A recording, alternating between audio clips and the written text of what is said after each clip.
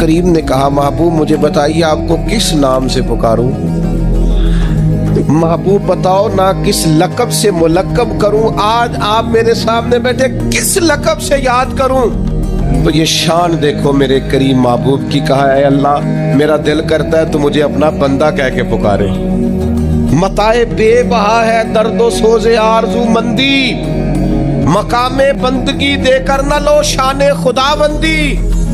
رسول کریم نے امت کو بتایا جو رب کا بندہ کہلانے میں مزہ ہے نا وہ کسی اور چیز میں نہیں ہے۔ مالک مجھے اپنا بندہ یا عبدی بندہ کہہ کے بلا، تیرا بندہ کہلانے میں جو مزہ ہے، عاجزی انکساری، یہ انسان کو بڑا نوازتی ہے۔ صحیح مسلم میں حدیث ہے، ایک خاتون حضور کی بارگاہ میں آئی جس کی عقل میں کچھ تھوڑی کمزوری تھی، حواس پورے درست، ہم اپنے لفظوں میں دیوانہ کہتے ہیں، کچھ لوگ اب نارمل بھی کہتے ہیں ایسے آدمی، ذہنی توازن پوری طور پہ ٹھیک نہیں تھا۔ وہ خاتون حضور کی بارگاہ میں آئی اور اس نے عرض کی یا رسول اللہ مجھے آپ سے کام ہے۔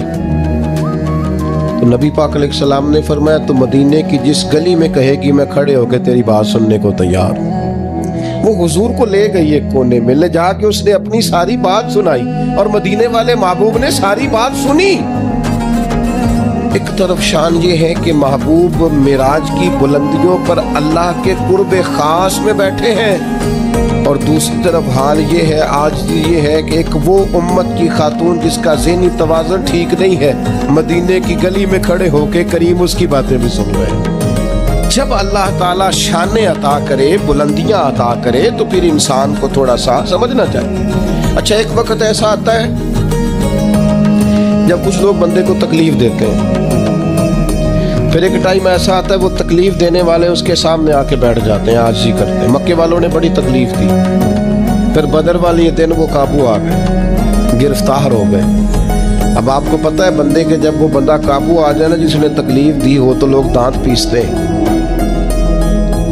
شدید غصہ کرتے ہیں، آیا نا میری داڑھ کے نیچے، اب دیکھنا میں حشر کیا کرتا ہوں۔ سخت ترین سزا دینے کو جی چاہتا ہے، لیکن مکے والے قیدی بن کے آئے تو نبی پاک نے نہ ان کی آنکھیں نکالی، نہ کان کاٹے، نہ قتل کیا، بلکہ معمولی سا فدیہ فرمایا یہ دو جرمانہ اور جاؤ۔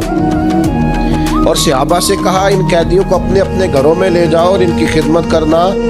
وہ قیدی بتاتے ہیں کہ قربان جائیں اس حسن سلوک پر کہ جن کے گھروں میں ہم قیدیوں کو رکھا گیا تھا وہ خود کھجوریں کھا کے گزارا کرتے تھے، ہمیں کھانے کے